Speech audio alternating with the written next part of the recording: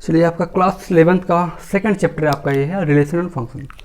तो करने से पहले मैं आपको थोड़ी बात ये बता दूं कि क्लास 12th वाले भी मेरे बेसिक वीडियो को देख सकते हैं, क्योंकि क्लास 12th में बच्चे पहुंचते हैं, 11th में पढ़ते नहीं हैं, बट आप लोग पढ़ते हो क्योंकि आप क्लास 11th में हो, तब आप मुझे देख पा रहे हो और आप पढ़ना भी चाहते हो। ठीक, तो क्लास 11th की बात यहाँ पे नहीं है, क्लास 12th की बात यहाँ पे है, क्योंकि बच्चे क्लास 12th में पढ़ते नहीं है, क्लास 11th का उनको बेसिक थोड़ा बहुत देखना ही पड़ेगा।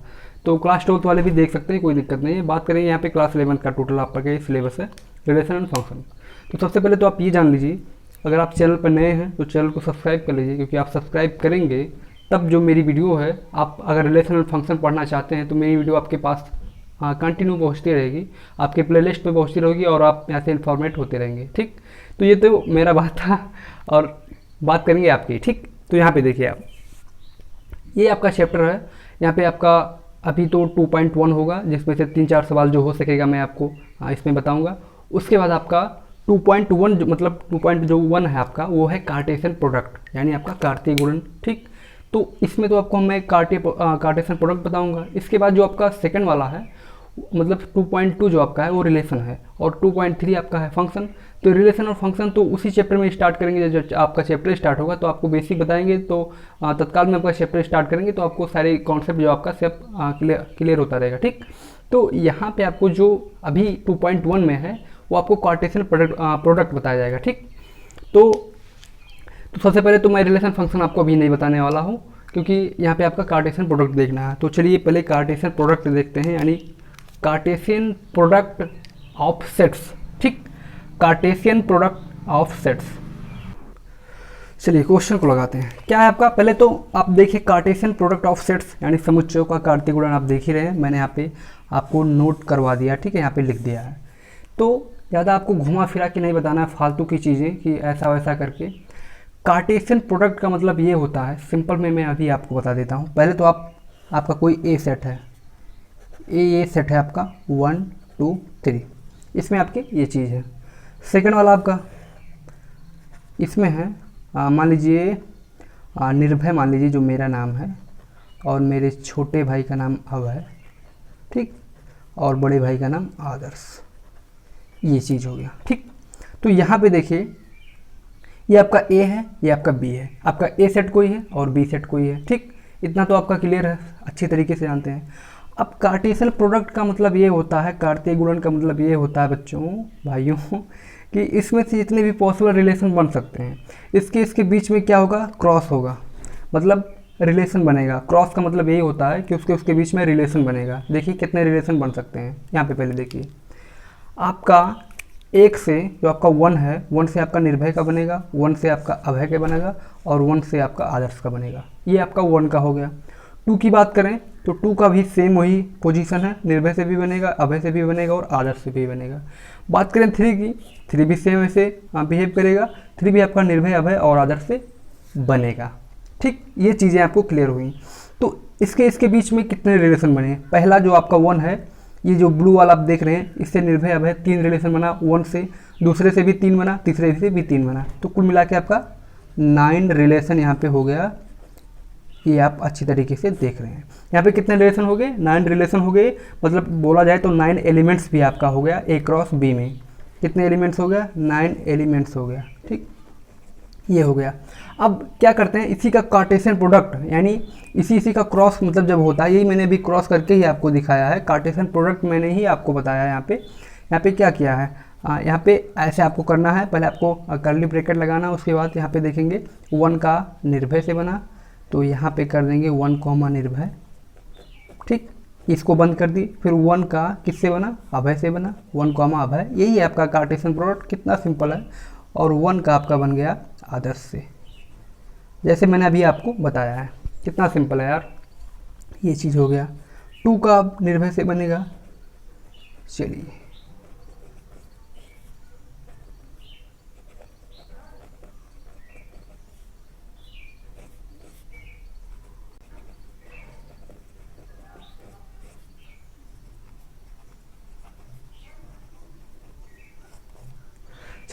तो इतना आपने देखा क्या हुआ। ए क्रॉस बी मैंने करवाया, इसमें 3 एलिमेंट थे, इसमें भी 3 एलिमेंट आपके थे। ठीक, क्या किया, 1 का सबसे कराया, 1 का निर्भय अभय आदर्श से, 2 का भी निर्भय अभय आदर्श से और 3 का भी निर्भय अभय आदर्श से। तो यहाँ पे देखिए पहले मैंने क्या किया, कर्ली ब्रैकेट लगाया और लास्ट में कर्ली ब्रैकेट यहाँ पे आपका क्लोज भी कर दिया, मतलब बंद भी कर दिया। ठीक, तो ऐसे आपका A क्रॉस B होगा, यानी इसे आपका कार्टेशियन प्रोडक्ट यही चीज़ है, ऐसे ही निकाला जाता है। अब इसी से एक फार्मूला है, देखिए कैसे फार्मूला हो जाता है सिंपल में। क्या है आपका, इसमें कितने एलिमेंट हैं, आपको 3 एलिमेंट दिख रहे हैं अभी, इसमें भी आपको 3 एलिमेंट अभी दिख रहे हैं। क्या दिख रहे हैं, 3 एलिमेंट दिख रहे हैं। ठीक, अब क्या करेंगे, तो जब 3 एलिमेंट दिख रहे हैं, अब इसी का हम क्रॉस करवाएंगे। ठीक, क्या करेंगे, इसका क्रॉस करवाएंगे, यानी number of elements A cross B। अभी तो नंबर ऑफ A में आपका मतलब A में तो 3 एलिमेंट अभी हैं और B में भी आपके 3 एलिमेंट अभी हैं। ठीक, दोनों में 3 एलिमेंट हैं। ठीक, लेकिन जब number of A cross B का जब number of A cross B करेंगे, मतलब जब A क्रॉस B करेंगे तब कितने एलिमेंट्स आएंगे, यानी number of A cross B मतलब number of elements A cross B ये लिखा है आपका। ठीक है, number of elements A cross B is equal number of elements A into number of elements B। अभी देखिए यहाँ पे क्या था, number of elements A cross B मुझे फाइंड करना है। ठीक है, मतलब इसके बीच में कितने रिलेशन बनने हैं, मैंने अभी आपको 9 रिलेशन करके भी दिखाया, सब कुछ बताया, 9 एलिमेंट्स भी बनेगा A क्रॉस B में, ये भी मैंने अभी बताया है।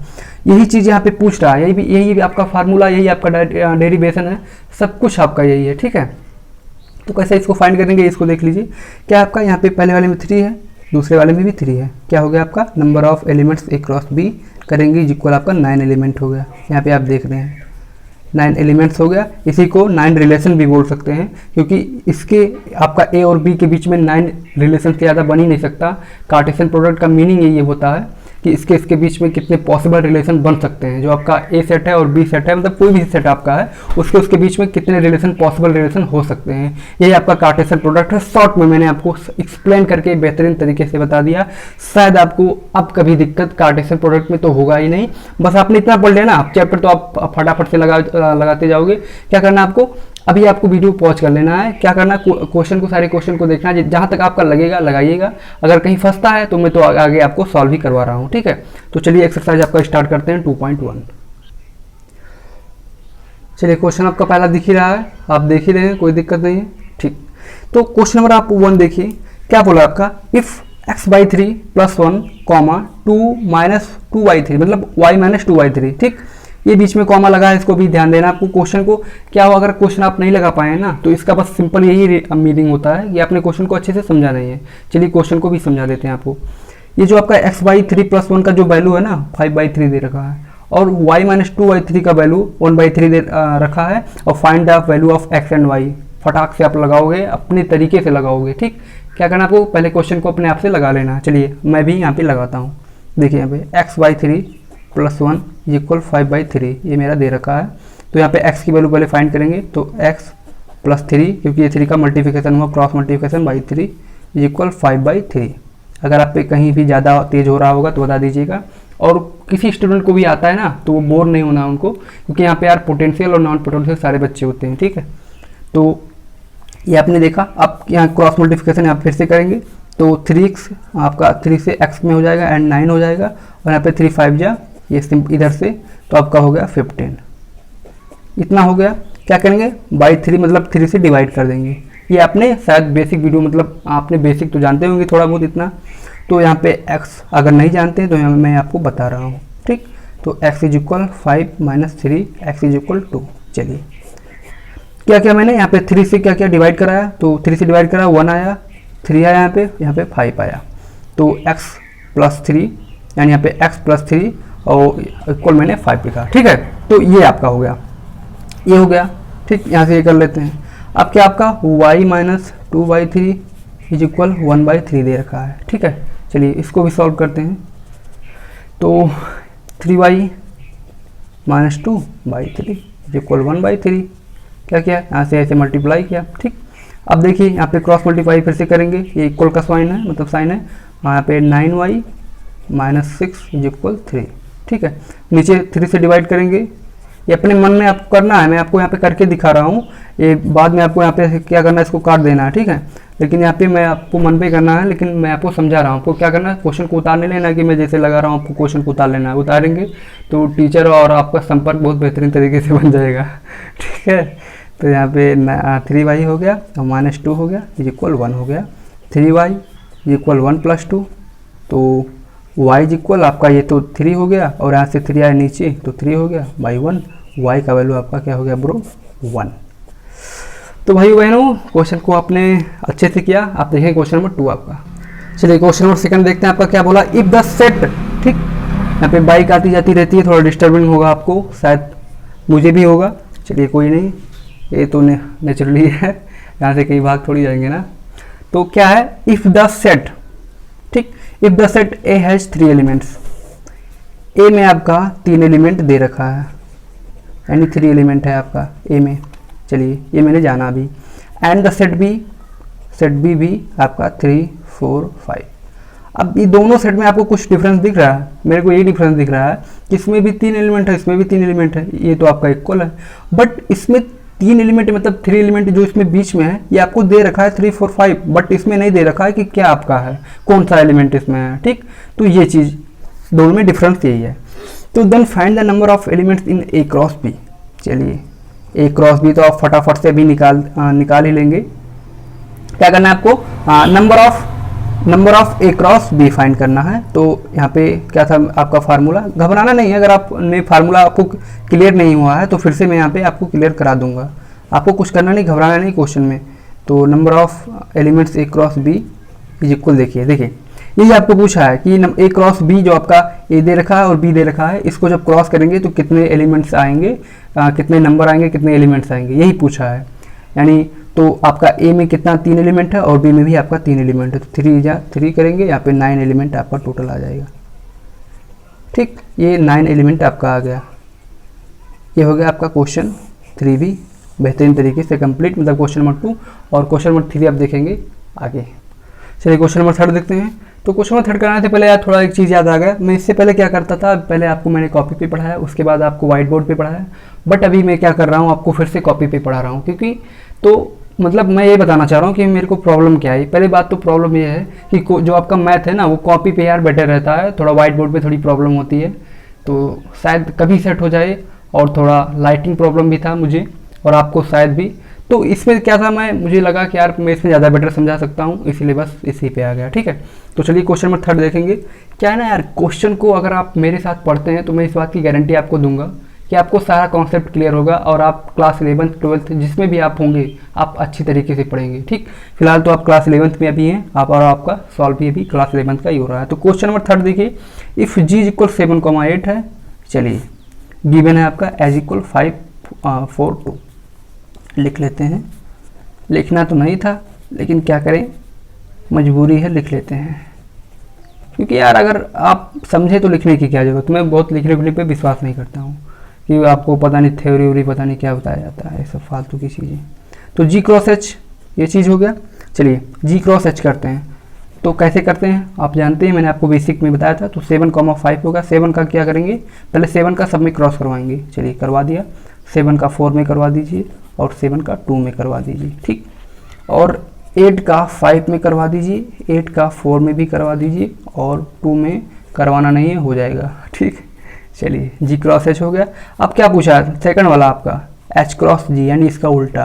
क्या कीजिए, इसका इसने आप दोनों का इसमें करवाया था, अब तीनों का दोनों में करवाइए, तीनों का दोनों में करवाइए, यानी एच से जी को करवाइए। चलिए तो कुछ भी नहीं है, 5,7 कुछ भी नहीं है यार, कुछ भी नहीं 5,8 हो गया। और 4 का क्या बोलता है नाजिम, राउंड टेबल का नाजिम नहीं बोलता है यार, आशीष बोलता है, आशीष चंचलानी बोलता है कुछ भी नहीं यार, क्वेश्चन में कुछ भी नहीं है। तो 4,7 हो गया, ठीक। और 4 क्या किया, ठीक ये किया। और 4 का 8 से करते हैं, ये हो गया। और 2 का 7 से करते हैं, 2 का 8 से करते हैं, हो गया। एच क्रॉस जी भी हो गया, यानी जी क्रॉस एच भी आपने क्या किया, फाइंड किया। और आपने क्या किया, एच क्रॉस जी भी आपने फाइंड किया। इसको जब लगा लेते हैं तो घोष 5 देते हैं, क्योंकि आप इसको उतार ना सकें। मुझे उतारने से बहुत एलर्जी है, ठीक है ना। तो यही चीज़ है। चलिए क्वेश्चन नंबर 3 हो गया, क्वेश्चन नंबर 4 देखेंगे। चलिए क्वेश्चन नंबर 4 देखिए। तो पहला तो आपका क्या बोला उसको पहले उतार लेते हैं, उसके बाद आपको बताएंगे। चलिए कृपा से आप लोगों की कृपा से मैंने क्या किया, उतार लिया, ठीक। थोड़ा जूम हो गया था, शायद आप चौंक गए होंगे, अरे ये क्या हो गया। तो ठीक, क्या क्वेश्चन नंबर 4 देखिए, ठीक। State whether each of the following statement are true और फॉल्स, यानी जो आपका स्टेटमेंट यहाँ पे आपके 3 स्टेटमेंट दे रखे हैं, बट मैंने यहाँ पे अभी आपको पहला ही उतारा आपको एक्सप्लेन करने के लिए, ठीक। तो आपके स्टेटमेंट दे रखे हैं, 3 स्टेटमेंट आपके दे रखे हैं, ठीक, आपके पास बुक होगा। तो ये पूछा है आर ट्रू और फॉल्स, शायद आप जानते हैं, मतलब हाँ दोनों सही हैं गलत हैं, ठीक। If the statement is false, अगर आपका स्टेटमेंट फॉल्स है ना, तो क्यों फॉल्स है, मतलब rewrite the given statement correctly, यानी आपको सही करके लिखना है, ठीक है। तो गलत बोलने से पहले आप सोच लीजिएगा, क्योंकि आपको सही करना पड़ेगा, ठीक है, तो गलत मत बोलिएगा। चलिए पहला देखिए आप, if P is equal M comma N, ठीक, और Q is equal N comma M, तो देन पी क्रॉस क्यू आपका ये दे रखा है M comma N, N comma M, ठीक। चलिए मैं तो यहाँ पे इसको फॉल्स करार करता हूँ, तो मिलावट आप लोग क्या कर सकते हैं, ठीक। मैंने यहाँ पे क्या किया, अपना अनाउंसमेंट कर दिया कि ये आपका फॉल्स है। क्यों फॉल्स है मैं बताऊंगा, अगर आप फॉल्स बोलते हैं तो आप लोग को भी बताना पड़ेगा। चलिए क्या है, आपका पी कोई दे रखा है एम कॉमा एन, देख लीजिए। चलिए क्यों, आपका थोड़ी राइटिंग मेरी नहीं अच्छी है, बट आपको क्या करना है समझना है, तो हंसिएगा नहीं। ये पी और क्यों है, देखिए इसमें भी 2 एलिमेंट है और इसमें भी 2 एलिमेंट है। मैंने आपको number of A cross B is equal number of elements A, number of elements B करवाया था। तो number of A cross B देखेंगे तो इसमें 2 एलिमेंट है और इसमें 2 एलिमेंट है, आपका 4 एलिमेंट यहाँ पे आ गया। चलिए तो कैसे मैंने ये जाना कि ये आपका गलत है, मैंने कैसे जाना कि ये फॉल्स है, क्योंकि इसमें 2 एलिमेंट हैं और इसमें भी 2 एलिमेंट हैं, और 2 क्रॉस मतलब 2 इंटू 2 करेंगे ना तो 4 एलिमेंट आएगा, बट यहाँ पे एक एलिमेंट ये है, एक एलिमेंट ये है, यानी 2 ही एलिमेंट आपका दे रखा है, इसीलिए आपका ये फॉल्स हो गया। सिंपल में बस कुछ नहीं करना है क्वेश्चन में। तो चलिए इसको सही करके लिखते हैं, ये सब तो आपका फालतू का हो गया, यहाँ से लिखते हैं, इसको रीराइट करके लिखते हैं। चलिए ठीक है, यहाँ पे मैं रीराइट हेडिंग भी डाल दे रहा हूँ, रीराइट करके आपका लिखते हैं। चलिए तो m कॉमा एन था और n कॉमा एम था, तो m का n से की हम लोग की p क्रॉस क्यू कर रहे हैं यहाँ पे। चलिए m का n से की दिख रहा है ना, शायद दिख रहा है, ठीक। तो m का n से की, m का m से करेंगे, कर दिया, n का n से करेंगे और n का m से करेंगे, ये आप जानते हैं, ये आपको बताना नहीं है। तो ये आपने क्या किया, ये आपने सही करके लिख दिया, इसको रीराइट करके जो कुछ आपका है। अब देखेंगे क्वेश्चन नंबर 2, ये आपने शायद अच्छा से सीखा। अगर थोड़ी बहुत प्रॉब्लम आती है ना यार, कमेंट कर सकते हैं, मैं आपका अलग सेशन दूंगा, इस बात की गारंटी है आपको। ऐसा नहीं है कि मैं आपको ऐसे बेवकूफ़ बना रहा हूँ यहाँ पे, ठीक है। तो क्वेश्चन नंबर 1 हो गया, अब क्वेश्चन नंबर 2 आपका देखेंगे। चलिए बच्चों सेकेंड वाला देखते हैं, क्या बोला आपका, if A and B are non empty set. क्या है, ए और बी नॉन एम्प्टी सेट है। तो नॉन एम्प्टी सेट का मीनिंग आप लोग जानते होंगे, हिंदी में बात करें तो आरिक्त समुच्चय है, आरिक्त समुच्चय, ठीक। तो ए है आपका और बी आपका है, तो नॉन एम्प्टी सेट है, यानी इसमें बहुत कुछ है। क्या है शायद आपको नहीं पता है, डैश डैश कर देते हैं, ठीक। क्या करेंगे, डैश डैश, क्योंकि मुझे यार पता नहीं ए और बी में क्या है, बस इतना पता है कि इसमें कुछ है जरूर, नॉन एम्प्टी है आपका, भरा हुआ है कुछ और। तो then A cross B is a non empty set of ordered pairs x and y such that x belongs to A and y belongs to B, ठीक। तो क्या बोला है, देन मतलब तब A cross B is a non empty set, यानी A अगर आपका कुछ है ना, यानी ए आपका कुछ है और बी आपका कुछ है। चलिए यहाँ पे थोड़ा एग्जाम्पल ले लेते हैं, यहाँ पे थोड़ा ऐसे करके देखिए, ए आपका है 1,2, बी आपका है 3,4, ठीक। तो ए क्रॉस बी करेंगे, यानी दोनों नॉन एम्प्टी सेट हैं, दोनों में कुछ ना कुछ है, लेकिन इसमें दिया हुआ है, इसमें ये नहीं बताया क्या है, लेकिन इसमें बताया हुआ है क्या है। मतलब इससे नहीं मुझे मतलब है कि क्या है क्या नहीं है, बट इतना ज़रूर मालूम है कि दोनों में कुछ ना कुछ है। तो जब इसको क्रॉस करवाएंगे ना तो 1,3 आ जाएगा, 1,4 आएगा और 2,3 आएगा और 2,4 आएगा। यानी आप लोग क्या नोट की, ये नॉन एम्प्टी सेट था, ये नॉन एम्प्टी सेट था, मैंने ए क्रॉस बी करवाया, ये भी नॉन एम्प्टी सेट ही आया। देखिए सब में कुछ ना कुछ भरा हुआ है। तो इसमें बस यही बोला है कि ए और B non empty set, then A cross B is non empty set, यानी मतलब इस ए क्रॉस बी भी करेंगे तो ये भी नॉन एम्प्टी सेट आएगा। तो ये तो मेरा ट्रू है, अगर ट्रू है तो भाई इसका तो रीजन मुझे देना नहीं है, क्योंकि ये ट्रू है। अगर फॉल्स होता तो सही करके लिखना होता। तो क्वेश्चन नंबर 3 आप देखेंगे।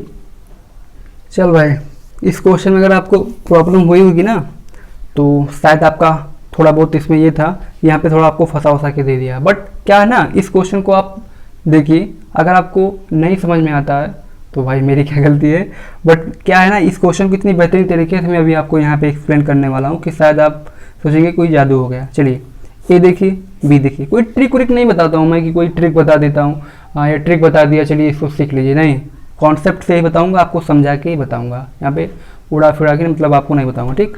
तो ए दे रखा है, बी दे रखा है, चलिए क्या बोला, A cross B intersection five is equal five, मतलब ये आपका क्या है, तो भाई मैं तो यहाँ पे कह रहा हूँ ये मेरा ट्रू है, ये मेरा क्या है, ट्रू है।